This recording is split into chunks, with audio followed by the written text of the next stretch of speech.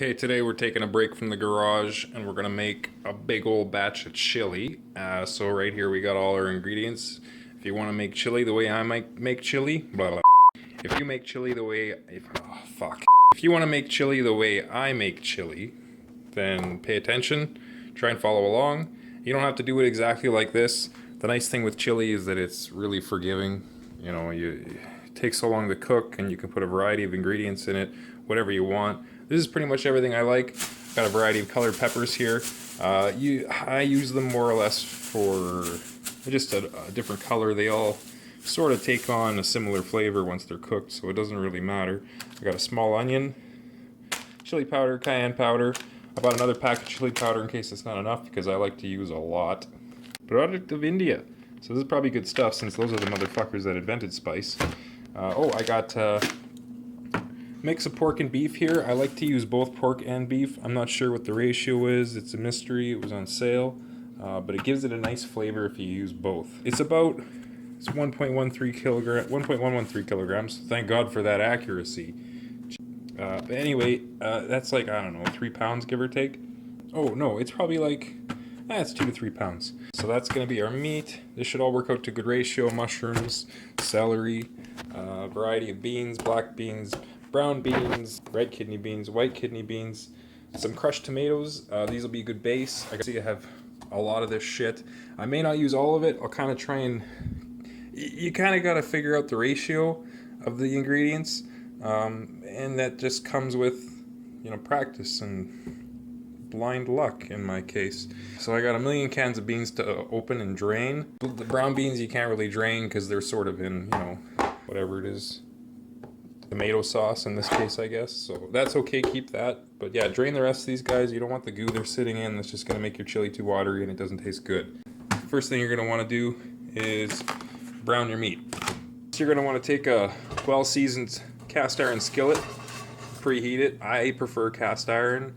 If you've never used it before, go get yourself one and learn how to use it. If you get a brand new one in 5 to 10 years, you're really going to enjoy it. In the meantime, it's going to be a pain in the dick. I love it. I got 2.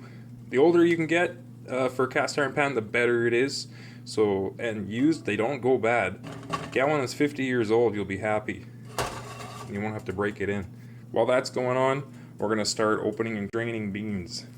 I got so many to do, I just open it up partway with the can opener, and then I just take it, stick it upside down in the sink. I let her buck.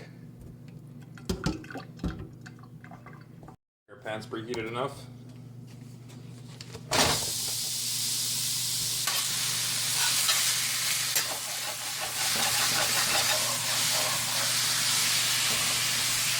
Excellent. Ugh. Okay, I already browned the meat and threw it in, as well as all the shit from those cans there. So now we're gonna put it down on like medium-high heat and stir it often because there's a whole bunch of crap in here. Got my peppers cut up. The wife was nice enough to do that for me. Got to slice up the mushrooms, celery, the onion. Oh, I gotta throw this guy in there. Straggler. And then she stews. Or chilies? Chilies? I don't know. Oh, fuck.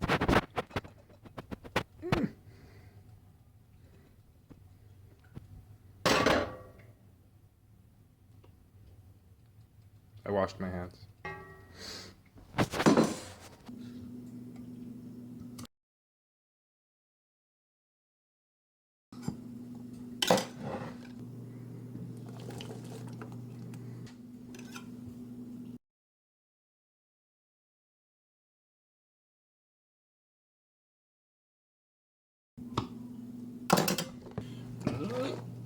Lastly, an onion. I don't actually like onions that much, but I think they add a nice flavor to the chili.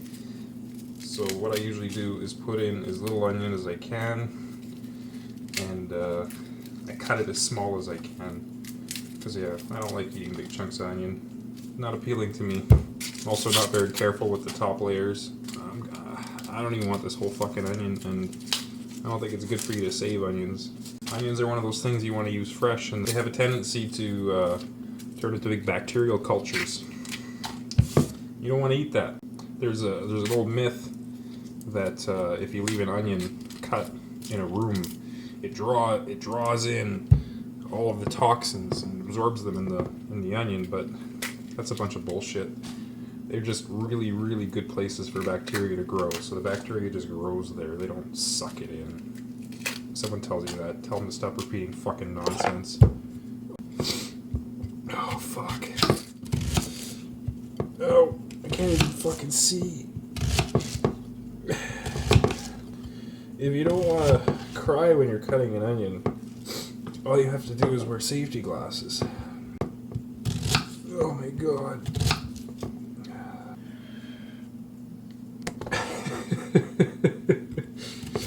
I can't even. Can't see what I'm.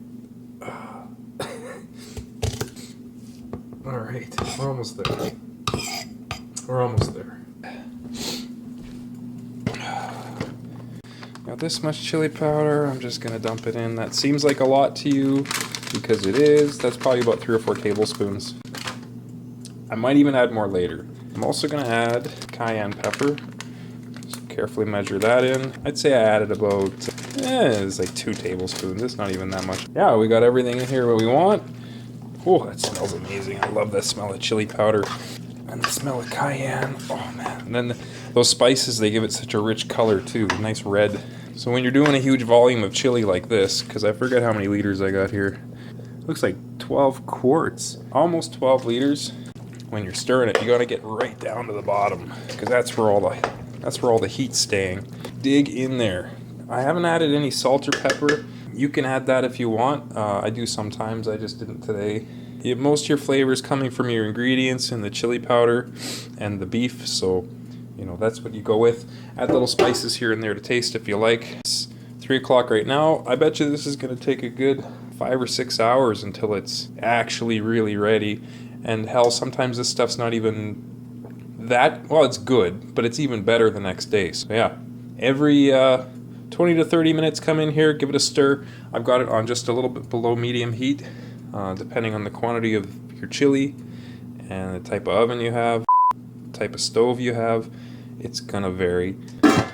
Keeping it covered will help it heat up a little faster, but that's all you need. It's super easy. All the hard work's done. Just stir in every once in a while now. Give it about 4 or 5 hours on low to medium heat and play it by ear and it should be good.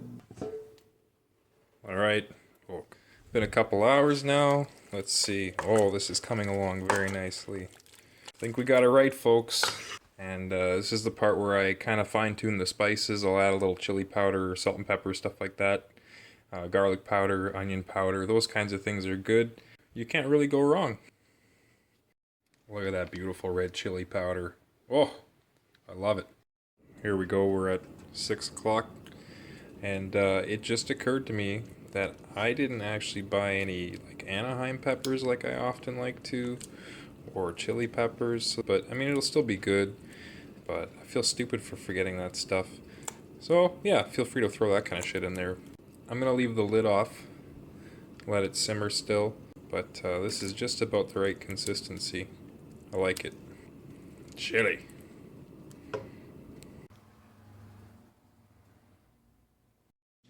So that's your super simple chili recipe. If you want to make chili like I do, you could even call it space rag chili if you want, or Eric chili, or a really lazy person chili. Thanks for watching. Enjoy your chili.